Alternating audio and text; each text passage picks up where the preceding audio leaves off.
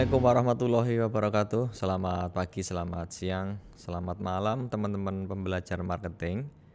Pada pertemuan kali ini kita lanjutkan kembali diskusi kita, belajar kita tentang perilaku konsumen. Setelah pada pertemuan-pertemuan sebelumnya kita bicara tentang keterlibatan, kita bicara tentang persepsi. Dan hari ini kita akan lanjutkan pembahasan tentang faktor-faktor yang mempengaruhi dan membentuk perilaku konsumen, terutama yang membentuk perilaku dalam keputusan pembelian atas satu produk atau menentukan keputusan pembelian atas satu layanan. Pada pertemuan hari ini di bab yang keempat kita akan bicara tentang lingkungan, subbudaya, dan demografi.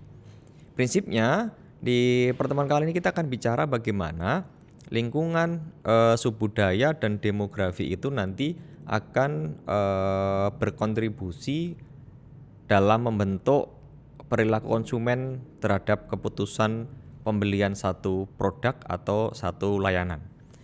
Nah, teman-teman pembelajar marketing yang saya cintai, di pertemuan yang keempat ini learning outcome-nya, tujuan dari pembelajaran yang pertama, setelah mempelajari dan belajar bersama di bab yang keempat ini, mahasiswa akan mampu menjelaskan tentang faktor-faktor subbudaya itu apa saja.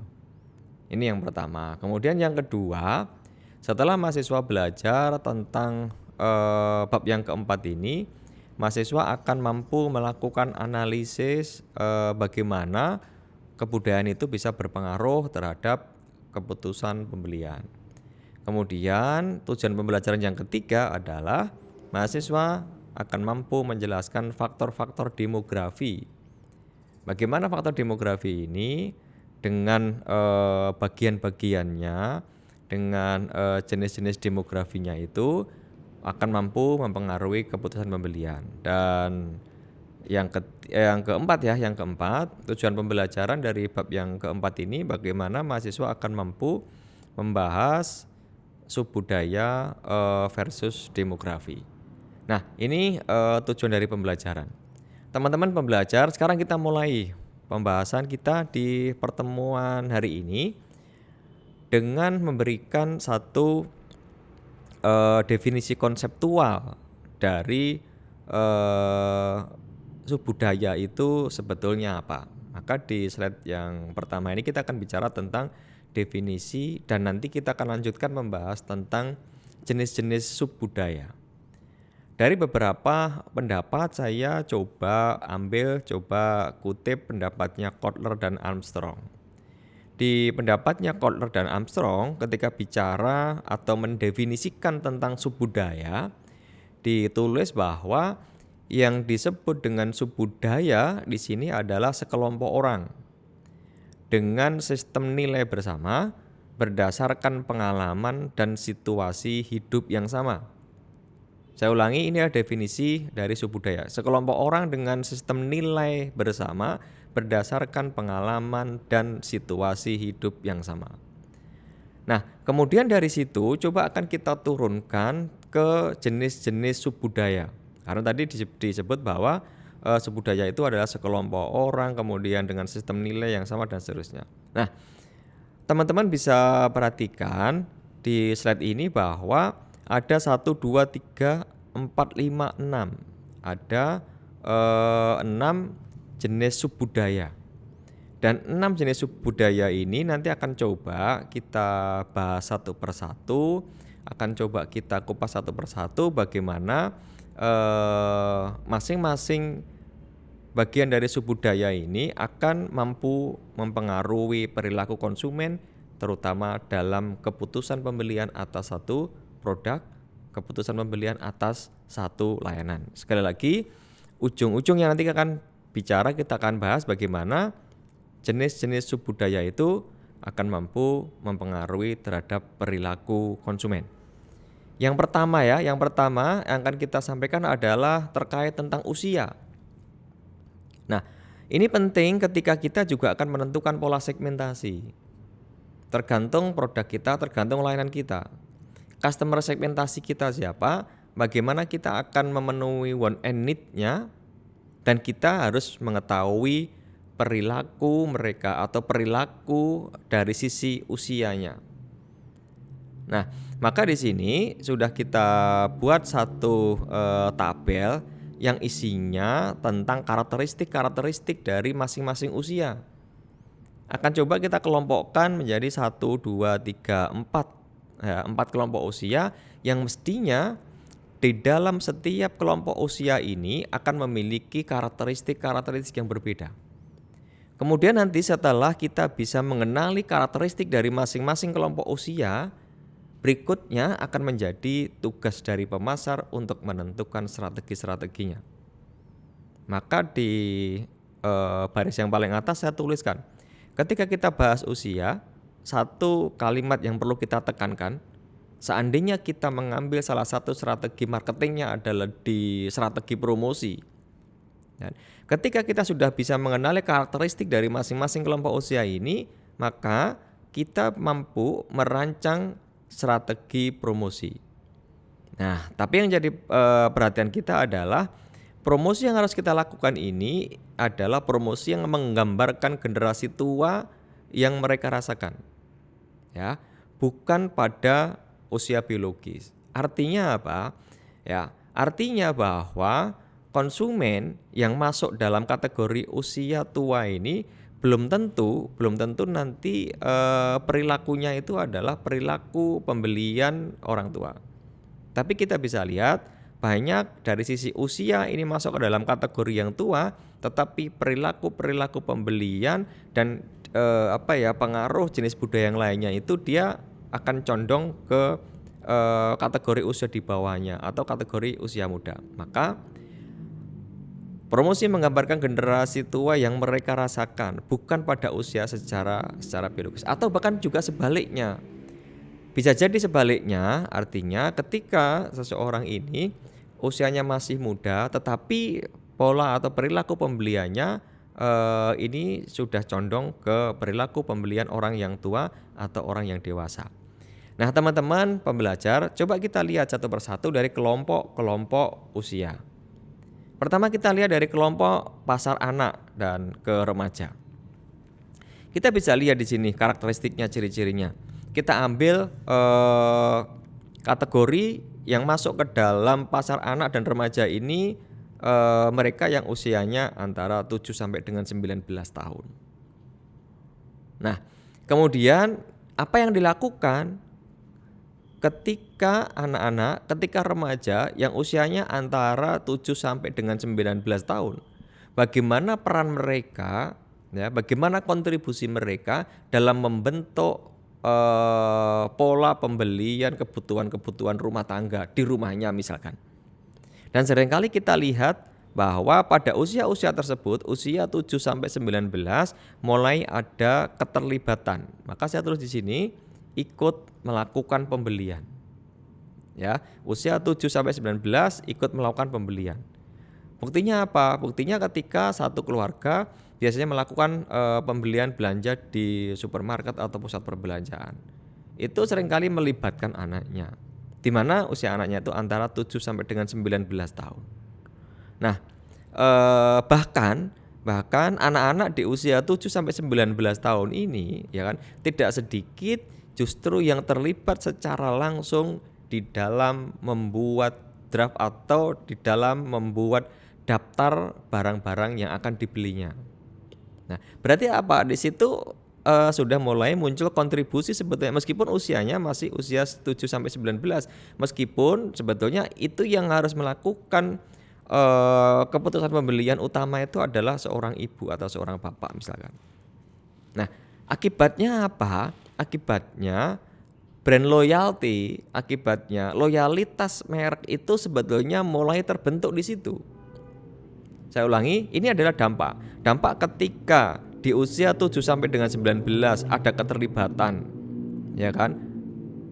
Kemudian sampai membuat draft apa yang harus dibelinya, apa yang harus dibelanjanya, maka mulai muncul namanya brand loyalty. Sedikit demi sedikit loyalitas ini mulai melekat, ya kan? Nah, kemudian ketika sudah sampai ke dalam ranah bagaimana brand loyalty ini mulai terbentuk, meskipun dia bukan sebagai eksekutor utama kan. Nah, apa yang harus dilakukan oleh pemasar? Yang harus dilakukan oleh pemasar, ya kan? Contohnya adalah ketika mengatur, menentukan, meng-create strategi promosi. Kita bisa lihat, sudah saya kasih catatan di situ. Teman-teman bisa lihat, misalkan saya sebut satu merek produk.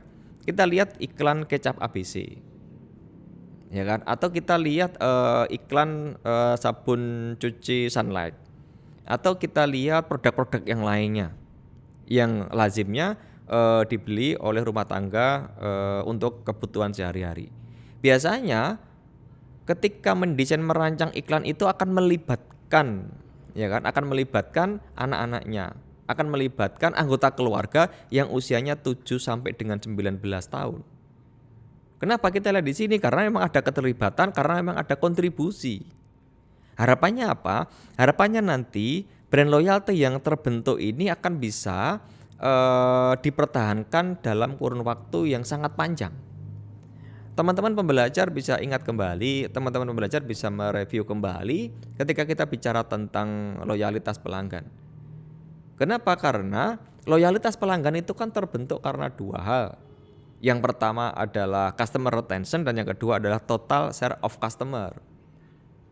Ya kan? Yang pertama adalah customer retention. Semakin lama kita berhubungan, berarti nanti customer loyalty itu akan semakin kuat melekat di benaknya pelanggan. Contoh kalau hari ini ada anak usia 10 tahun ada keterlibatan dalam melakukan pembelian produk-produk atau kebutuhan rumah tangga, bisa jadi nanti suatu saat ketika ini usianya sudah menginjak usia dewasa atau usia tua, dia pasti juga akan memenuhi kebutuhan dan keinginan terhadap kebutuhan rumah tangga. Dia akan melakukan pembelian produk yang sama.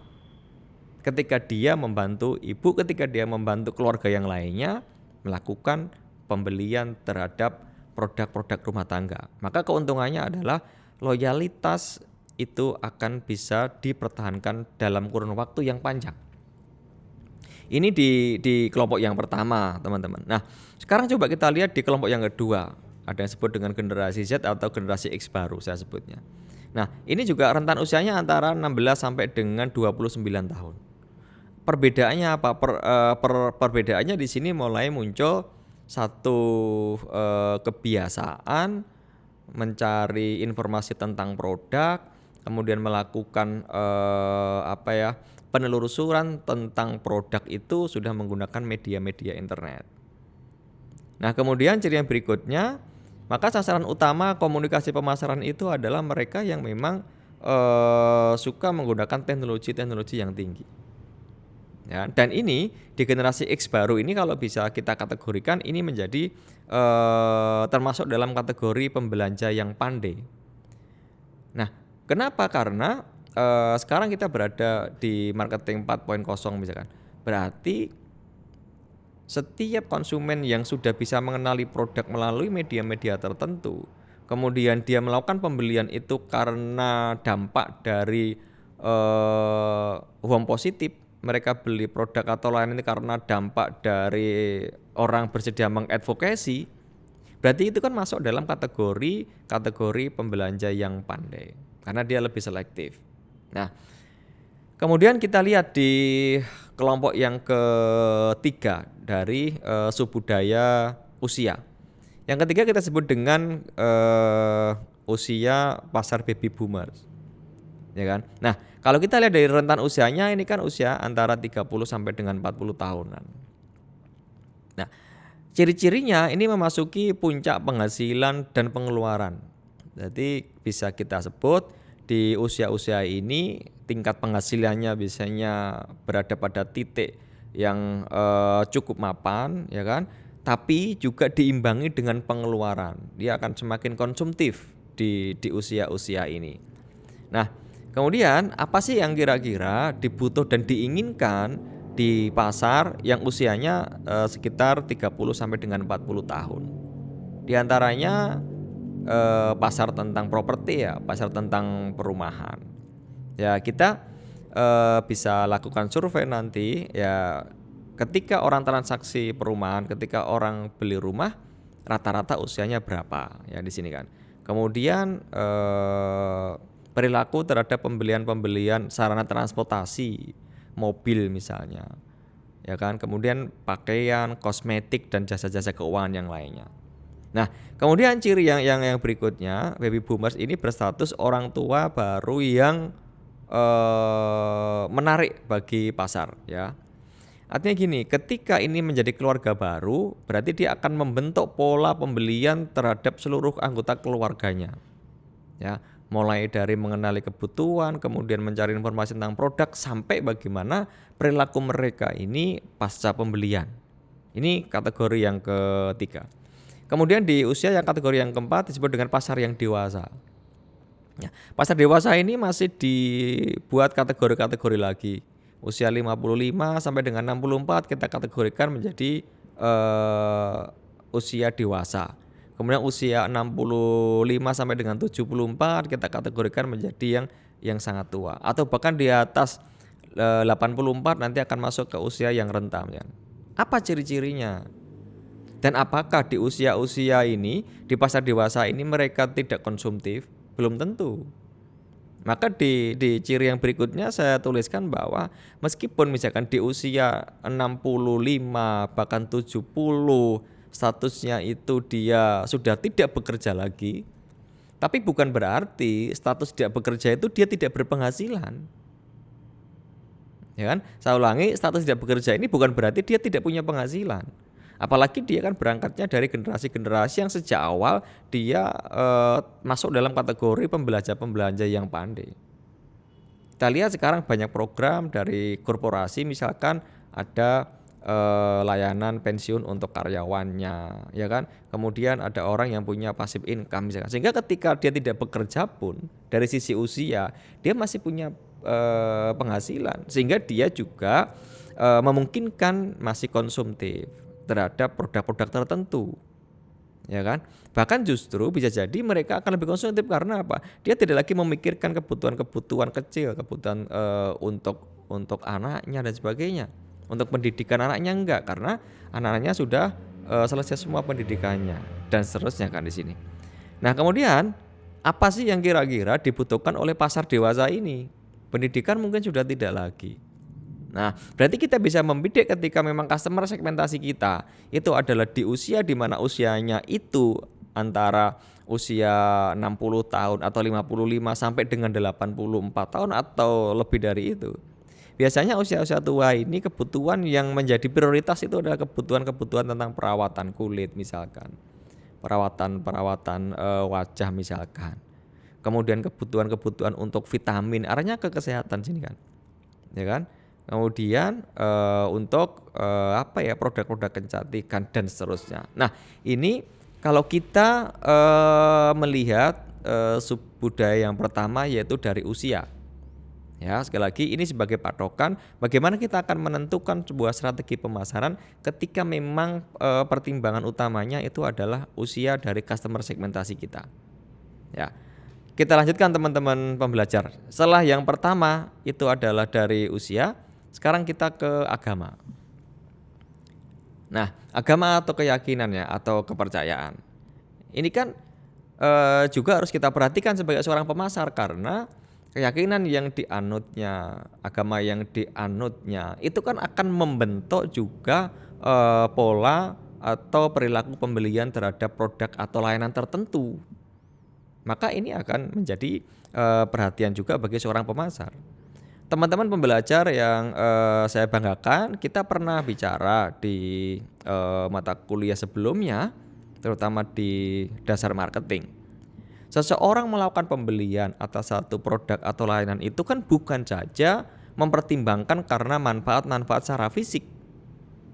Tetapi ya kan, konsumen melakukan pembelian terhadap satu produk, satu layanan itu juga bisa karena pertimbangan secara emosional. Bahkan saya tambahkan, tidak hanya manfaat fisik, tidak hanya manfaat secara emosional, tapi terkadang juga ada yang mempertimbangkan manfaat secara spiritual. Karena menurut keyakinannya, menurut kepercayaannya ini boleh. Menurut keyakinannya, menurut agamanya, oh ini dilarang. Sehingga itu akan membentuk sebuah pola atau perilaku pembelian. Apa yang harus dilakukan oleh pemasar ketika memang kita paham sekarang bahwa ternyata agama itu juga akan mampu berkontribusi membentuk perilaku pembelian atas satu produk atau atas satu layanan, ya kan? Nah, maka yang harus dilakukan oleh pemasar, bagaimana kita akan memenuhi kebutuhan dan keinginan melihat dari sub budaya agama ini, ya kan? Maka kita bisa lihat sekarang mulai muncul, mulai berjamuran, ya kan, lembaga pendidikan yang berlatar belakang agama tertentu misalkan. Karena pemasar paham bahwa itu menjadi pertimbangan utama mengapa saya harus menempuh pendidikan di sekolah tertentu, karena pertimbangan karena di sana kurikulumnya muatan religinya, muatan agamanya lebih besar. Atau mungkin pertimbangan yang lainnya. Atau mungkin juga di lembaga-lembaga keuangan kan sekarang kita bisa lihat, ya kan? Semakin banyaknya lembaga keuangan dengan pola syariah misalkan. Ya karena dia melihat di situ ada celah yang harus dipenuhi, ya kan? Ada celah yang harus dipenuhi. Atau bahkan ketika kita lihat ke hiburan di TV misalkan, kan kita juga lihat sekarang banyak TV terutama TV lokal lah. TV lokal emang ada yang TV lokal itu nanti basicnya adalah TV yang hanya khusus menyajikan tentang kerohanian menurut keyakinan untuk agama tertentu. Radio juga seperti itu. Atau bahkan banyak media-media yang lainnya. Nah, ini kalau kita lihat dari subkultur agama.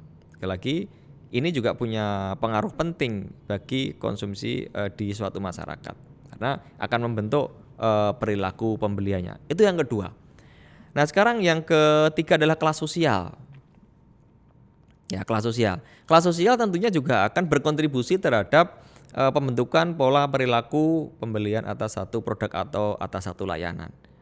Nah, kita bisa lihat misalkan kelas sosial itu kita lihat dari tingkat pendidikannya misalkan kan. Atau mungkin pembedaan kelas sosial itu kita lihat bisa dari kekayaannya, dari hartanya misalkan. Atau mungkin bisa kita lihat dari kepemilikan. Atau mungkin status sosial itu bisa lihat dari nilai. Kita lihat dari status sosialnya dan lain-lain. Nah, tetapi teman-teman coba sekarang bisa perhatikan. Kalau kita memang gunakan kelas sosial ya untuk menentukan strategi-strategi kita untuk bisa memenuhi want and need-nya, maka ada catatan dasar kuat untuk segmentasi di sini adalah indeks yang menggabungkan antara pekerjaan dan pendapatan. Saya ulangi sekali lagi bahwa dasar kuat untuk menentukan segmentasi yang dasarnya itu adalah dari kelas sosial. Ini kita mesti menggabungkan, ya kan, indeks yang menggabungkan antara pekerjaan dan pendapatan. Kenapa? Karena pekerjaan tertentu itu, ya kan, belum tentu ketika pekerjaannya ini maka nanti pola konsumsinya ini belum tentu. Ketika pekerjaannya adalah A misalkan, belum tentu ketika pekerjaan A itu dia akan melakukan pembelian produk B, kan belum tentu. Maka harus menggabungkan antara apa pekerjaannya dan berapa pendapatannya. Ya, ini kalau kita lihat dari sub kelas sosial. Sekarang kita lihat ke jenis kelamin. Jenis kelamin kan juga akan mempengaruhi kan. Ya meskipun perbedaannya itu kan sekarang relatif tipis karena banyak sekarang bermunculan peran-peran wanita di dalam pengambilan keputusan pembelian atas satu produk, atas satu layanan di keluarga atau bahkan di tingkat korporasi. Kenapa? Karena pimpinan-pimpinan perusahaan sekarang juga tidak menutup kemungkinan dari teman-teman kita perempuan, sehingga di situ kecil sekali perbedaan antara teman-teman yang berjenis kelamin laki-laki dan perempuan dalam pengambilan keputusan. Bahkan akan saya kasih gambaran seperti ini kan. Nah, saya kasih gambaran, ternyata ada segmen yang paling berpengaruh di era digital karena kita sekarang berada di era digital. Maka ketika akan menentukan strategi pemasaran di era digital, ya perhatikan ini. Ya, ini saya kutip dari konsepnya Hermawan Kartajaya. ternyata ada 3 segmen yang paling berpengaruh di era digital dan satu di antaranya itu adalah perempuan. Ya kan? Dan salah satunya itu adalah perempuan. Yang keduanya itu adalah anak-anak muda dan yang ketiganya itu adalah warganet. Berarti 3 segmen ini kan dikatakan 3 segmen yang paling berpengaruh di era digital. Ya kan? Anak-anak muda, kemudian wanita dan warganet.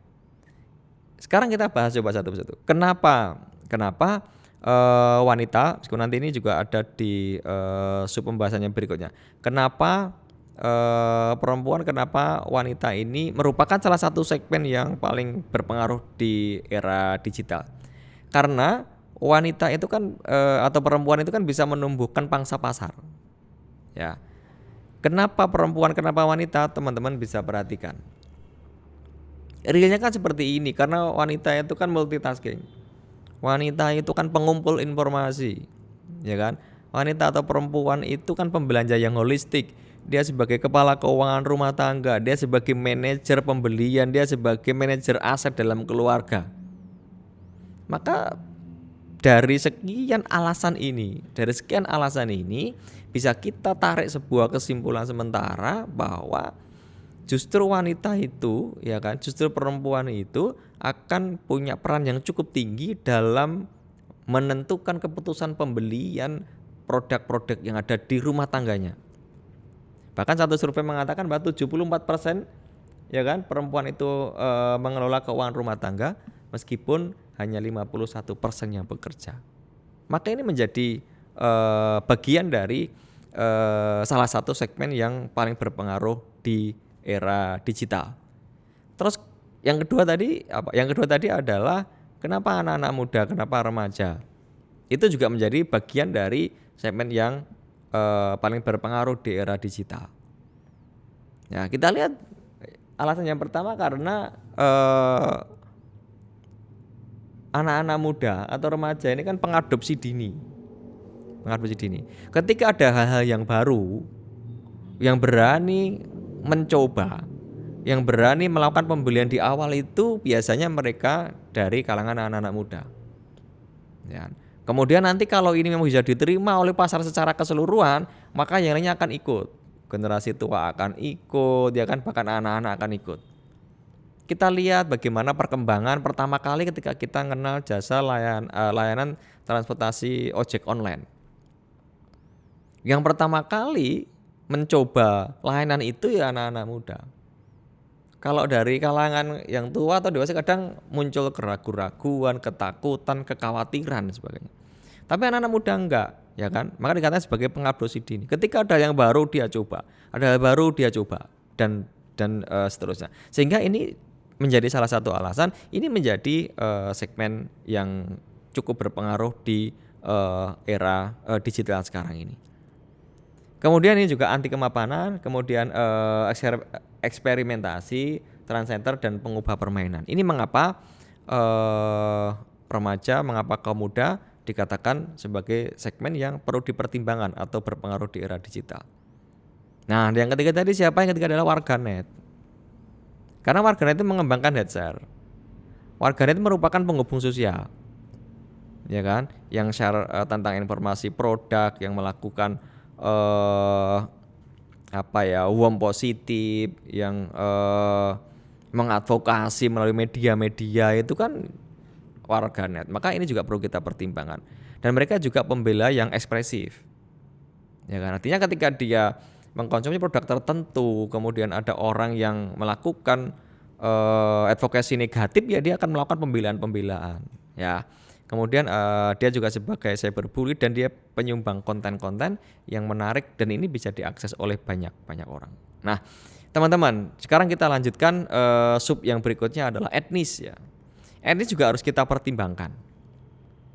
Sebagai seorang pemasar, apa sih etnis? Etnis ini adalah sekelompok orang yang mempunyai norma, yang mempunyai nilai spesifik yang sama. Ya, persamaan dalam apa? Persamaan dalam persepsi dan kognisi yang berbeda dengan persepsi dan kognisi kelompok lain dalam masyarakat yang lebih luas. Nah, kalau di Indonesia ya bagaimana kita bisa melihat ada etnis dari suku Jawa, dari suku Batak, dari suku nah, mereka kan mesti punya pola atau perilaku pembelian yang berbeda-beda. Ini juga harus menjadi perhatian oleh pemasar ketika merancang sebuah strategi. Karena itu juga akan berkontribusi. Dan yang berikutnya ini adalah pengaruh kebudayaan. Ya, pengaruh kebudayaan. Kebudayaan ini kan justru dikatakan, ini pengaruhnya besar terhadap pertimbangan untuk memutuskan harus beli produk tertentu atau tidak. Ada perubahan-perubahan yang mendasar di era digital. Bahkan kita kemarin sampaikan kan, customer pattern kan berubah dari 4A menjadi 5A.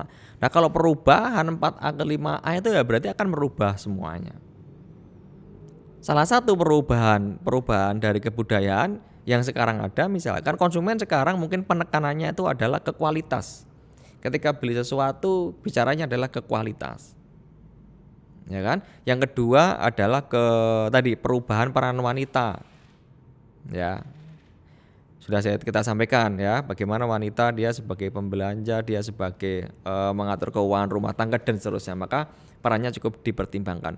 Kemudian perubahan kehidupan keluarga, kemudian peningkatan waktu senggang. Sekarang kita lihat teman-teman pekerja di korporasi tertentu itu kan hanya 5 hari kerja, sehingga di hari Sabtu Minggu ini sebagai hari-hari libur. Harapannya memang ketika memang ada 2 hari waktu libur ini mereka akan menikmati liburannya, mereka akan semakin konsumtif dan sebagainya. Ya, ini kan berarti ada perubahan. Bagaimana seorang pemasar, berarti ada celah di situ. Apa yang bisa dilakukan ketika memang ada perubahan, ternyata sekarang ada peningkatan waktu senggang. Ya. Kemudian juga ada pembelian secara impulsif. Kita lihat kan, seringkali orang beli sesuatu itu kadang memang di luar rencana, maka disebut dengan pembelian secara impulsif, yaitu pembelian yang tanpa direncanakan. Dan ini seringkali memang dilakukan di berbagai macam pusat perbelanjaan kan. Dia sengaja mendisplay produk tertentu di tempat-tempat yang strategis. Dia sengaja mendisplay tertentu produk-produk yang sekarang lagi misalkan di rak-rak yang strategis dan sebagainya. Harapannya apa? Ketika memang produk yang dipasang di rak tertentu itu tidak masuk ke dalam daftar belanjaannya, tapi orang akan tertarik dan akhirnya dia akan melakukan pembelian terhadap produk itu. Dan ini memang seringkali muncul. Atau misalkan dengan strategi yang lainnya, produk tertentu kita kasih tawaran diskon, kemudian nanti misalkan beli 2 gratis 1 dan sebagainya. Seringkali kan itu dilakukan meskipun itu di luar rencana, tidak ada dalam daftar-daftar belanjaan, ya. Atau yang terakhir ya, pengaruh kebudayaan biasanya juga karena seseorang itu sekarang melakukan pembelian atas satu produk atau layanan karena memang hasrat akan kenyamanan. Pertimbangannya bukan lagi tentang pricing. Pertimbangannya bukan lagi tentang harga, karena memang ada kategori konsumen yang tidak peka harga, tapi peka kualitas, tapi peka kenyamanan. Harga mahal nggak masalah, tapi yang dibutuhkan adalah kenyamanan. Sama-sama beli produk tertentu, ada yang cukup belanja di pasar tradisional, ada yang cukup belanja di toko dekat rumahnya, ada yang melakukan pembelian di minimarket, di supermarket dan seterusnya. Kalau hanya sekedar memenuhi kebutuhan akan rasa makan, ya kan, rasa haus atau lapar, ya kan, mau makan mau minum. Ada yang melakukan pembelian terhadap kebutuhan itu di warteg, ya kan. Ada yang melakukan pembelian itu di warung pinggir jalan itu. Ada yang harus ke mall, ada yang di tempat mana. Ya. Berarti pertimbangannya memang karena dia butuh kenyamanan.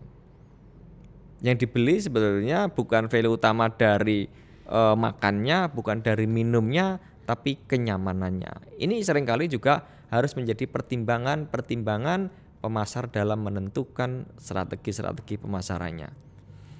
Nah, teman-teman, saya kasih ilustrasi juga ini bagaimana perubahan kebudayaan, ya kan? Kan sekarang sudah ada pergerakan pemasar itu dari tradisional ke pemasaran digital. Maka pola segmentasi juga berubah dari segmentasi dan targeting nanti berubah menjadi konfirmasi pelanggan atau dengan menggunakan jaringan horizontal komunitas. Dari pemosisian merek dan diferensiasi ke klarifikasi merek. Kemudian dari menjual 4P yang sebagai dasar marketing, product, price, place, promotion menjadi 4C. Co-creation, currency, communal activation, dan conversation. Dari proses layanan pelanggan ke pelayanan pelanggan yang kolaboratif. Ini juga merupakan perubahan-perubahan yang mesti kita cermati. Kemudian kita lanjut ke demografi ya. Ya, demografi. Demografi itu sebetulnya apa? Teman-teman mesti sudah sering kenal, bahkan pernah kenal ketika bicara tentang strategi segmentasi ya, ketika bicara tentang marketing dasar. Karena ini menjadi salah satu dasar penentuan segmentasi dari sisi demografinya. Demografi ini kan merupakan satu ilmu tentang populasi manusia dalam hal ukuran, kepadatan, lokasi, umur, jenis kelamin, kemudian ras, mata pencarian, dan sebagainya. Nah, satu hal yang cukup menarik teman-teman pembelajar yang harus kita perhatikan dari kacamata pemasar terkait dengan demografi, ya kan?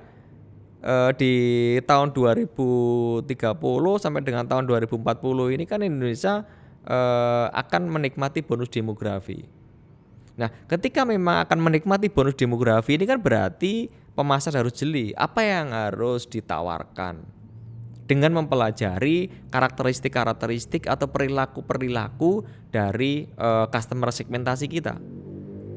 Yang dimaksud dengan bonus demografi, teman-teman saya kira udah paham betul tentang kalimat ini, bahwa bonus demografi itu kan di dalam satu negara nanti penduduknya itu akan didominasi oleh orang-orang yang usianya produktif. Tadi di awal kita sempat bicara tentang kategori-kategori usia. Kalau kita masuk ke usia produktif yang paling banyak, bisa dikatakan usia produktif ini antara 15 sampai dengan 64 tahun, ini akan mendominasi jumlah penduduk yang ada di satu negara. Di Indonesia misalkan, berarti akan semakin konsumtif. Karena apa? Di usia itu akan terdapat satu titik bahwa dia tingkat penghasilannya itu adalah tingkat penghasilan yang mapan dan tingkat pengeluarannya itu juga cukup tinggi.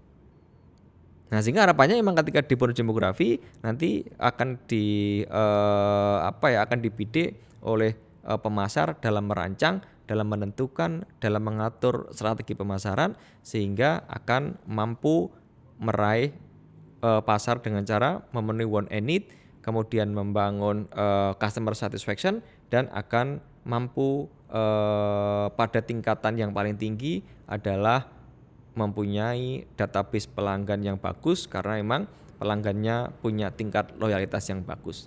Demikian yang bisa saya sampaikan teman-teman pembelajar. Terima kasih atas perhatiannya. Saya tunggu diskusinya di LMS dan jangan lewatkan, perlu saya sampaikan pada pertemuan yang berikutnya kita akan undang dosen tamu, dosen praktisi untuk membahas, untuk membedah tentang bagaimana keputusan pembelian konsumen terhadap produk-produk otomotif. Itu yang bisa saya sampaikan. Sekali lagi terima kasih atas perhatiannya, mudah-mudahan bermanfaat dan saya akhiri. Assalamualaikum warahmatullahi wabarakatuh.